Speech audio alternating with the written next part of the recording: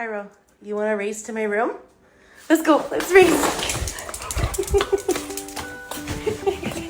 This is the story of a charming pit bull named Cairo, whose strength and kindness remind us how important it is to look beyond appearances and appreciate the beauty within.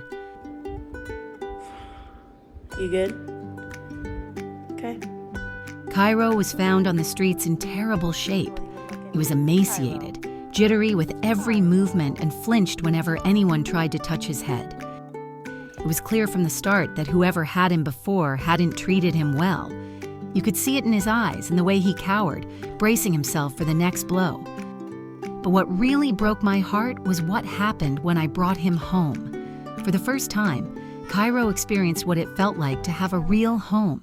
His eyes lit up, his tail wagged so furiously it looked like it might create a whirlwind, and then he started dancing. Yes, dancing around the room as if he couldn't believe he was finally safe, loved, and wanted. That moment is forever etched in my memory. Let me get you. Let me get you. Then he saw the food and water bowls. It was a miracle to him. He realized he had a place where he was cared for, where he belonged, and where he could finally let his guard down. Slowly but surely, the tension that had gripped him began to melt away, replaced by trust and joy. Take the blanket. Can I take? Can I have it? Can I have it? Cairo is now 5 years old. He's the quintessential pit bull, with a striking stare that can take people's breath away. His tough exterior often makes people think he's dangerous. But once you get to know him, you'll discover that beneath the muscular frame and intense expression is a heart bursting with kindness and unconditional love. Buggy, it's not scary. Look, it's like a puppuccino. It's like at Starbucks. Look. Like most dogs, he has an insatiable appetite and sometimes gets a little too excited about his meals. But that just adds to his charm. Cairo gets upset when I don't take him to visit my grandparents. They have other dogs that aren't always friendly, so it's easier to leave him at home. He doesn't quite understand this, though, and occasionally throws what can only be described as teenage tantrums. In these moments, he's especially sensitive and adorable, showing how deeply he feels everything. Row. Cairo, you want a treat? Oh, so now you can hear. He's an incredible big brother to his sisters, always kind, patient, and supportive. And when it comes to our kittens, Cairo is their gentle protector. He watches over them with such care and tenderness, as if he knows how small and vulnerable they are. Stop. That's the cutest. I love you guys. What Cairo loves most is cuddling. He could lie on the couch for hours, soaking up the warmth and comfort of being surrounded by his family. His love for us is boundless, and he reminds us daily that even the toughest-looking dog can be the softest at heart. Cairo, that's my toy. My toy. It's my toy. It's mine. I often think about how many people miss the chance to meet dogs like Cairo because of stereotypes. His mom, that would be me, showers him with love and care every day because he deserves nothing less. Cairo has shown me and my family that appearances can be deceiving and that the kindest hearts often belong to those who've been unfairly judged. It's important to remember, never judge people or animals by how they look. Otherwise, you may miss the opportunity to meet someone who could change your life. He was old, deaf, and toothless. No one paid him any attention, and not a single application was submitted for him in a year. It seemed that the world had long since given up on him.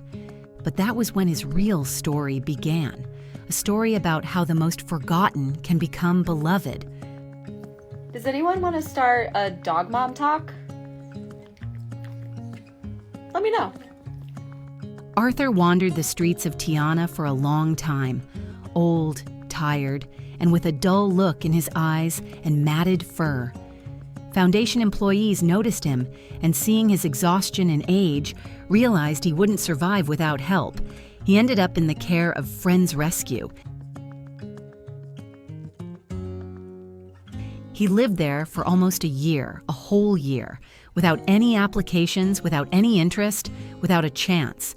His page was always in the adoption catalog. People just walked by. Maybe they were put off by his age, deafness, and missing teeth. Or maybe he was just too ordinary compared to the dozens of young, lively, photogenic dogs. But as soon as I saw him, I knew he was my dog.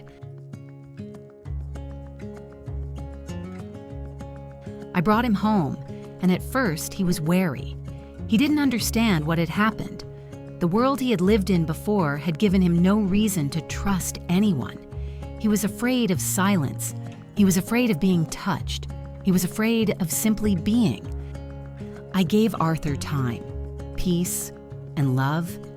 At first, he lay quietly and inconspicuously. Then he began to change, coming closer and looking into my eyes. He rolled over onto his back and just lay there looking at me. It always makes me smile. Arthur loves to cuddle, but only at night.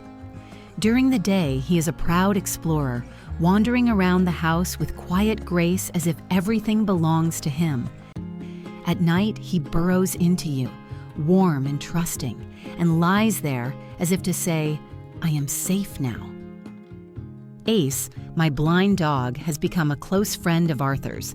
Ace doesn't guide Arthur, but he allows him to be nearby and helps him find his way. There's a silent brotherhood between these two old men, each with their own peculiarities, who are together as one. I taught Arthur to understand different types of touch. For example, a tap on the shoulder means wake up, a tap on the chest means let's go, and a light stroke means everything is fine. He feels every movement. When I gently touch his shoulder while he's asleep, he startles at first, but then recognizes me and calms down. I don't know exactly how old he is. According to veterinarians, he is between 15 and 18 years old. But in his eyes, I see a lifetime, so much pain and so much strength. When he's anxious, he comes up to me and presses himself against my legs. It's his way of saying, "I'm not sure, but I feel safe with you." Then I know I have to be his support. What torments me most is the thought that he might not have survived on the streets all those years, that he lived for so many years without knowing affection. It hurts to think about it. Arthur is the gentlest, meekest, and most courageous creature with 2-inch legs and a soul capable of containing the universe. My only regret is that I didn't find him sooner. He deserves the best. Now, I will do everything I can to make sure he knows that.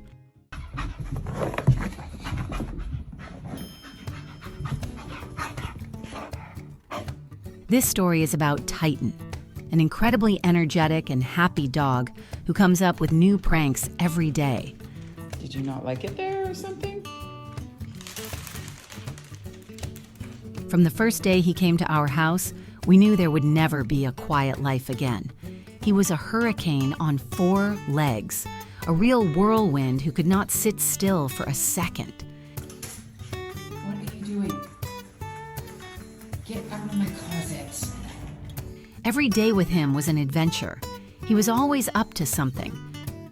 By the time we turn our backs, he's already climbed onto the kitchen table, knocked over the trash can, or climbed into the washing machine. Every object that comes his way becomes either a toy, food, or just something to destroy. He doesn't just bring joy, he makes life unpredictable and full of surprises. Wow. Titan, what are you doing? Titan is a true clown. He loves to be the center of attention and loves to make us laugh. Even when he does something that seems to make us angry, we can't help but smile. After all, he's not doing it out of spite. He's doing it because he's having fun. Come on, Chicken Little. Go get her. But sometimes his energy was too much even for us. He was always trying to jump into our arms, jumping around like a little goat and demanding attention. It was more than we expected when we decided to take him home. We knew his breed required a lot of activity, but we weren't prepared for such an emotional hurricane.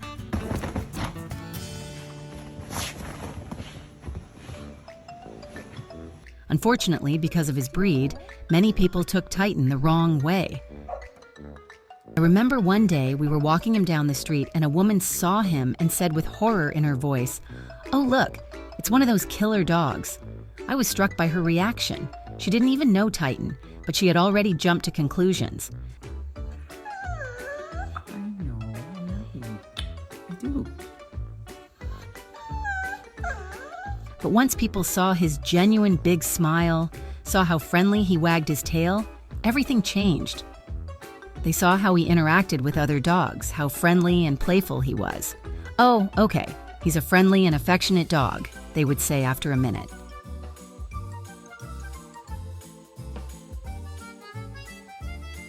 But the funniest part is his habits. For example, he has a knack for pushing a chair. So when he wants something from the table, he just pulls up a chair, climbs on it, and grabs what he wants. And if I don't pay attention to him, he'll start barking at me, demanding my attention.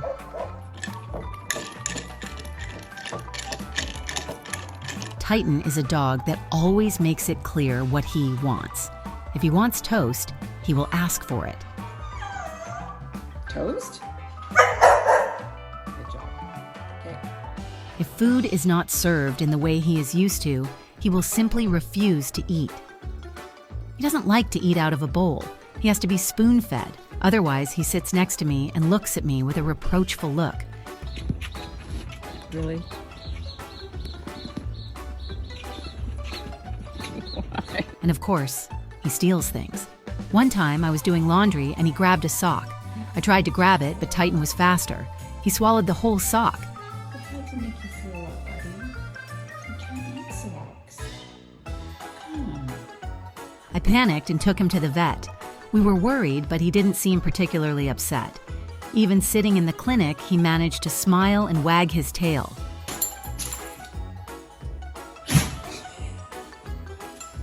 Despite his antics, we know he's a crazy dog, but he loves us so much. Titan is part of our family, his heart and soul. He's not just a pet. He makes our home lively, fun, and truly cozy. If you like this story, please like, comment, and subscribe to the channel to see more touching and inspiring stories.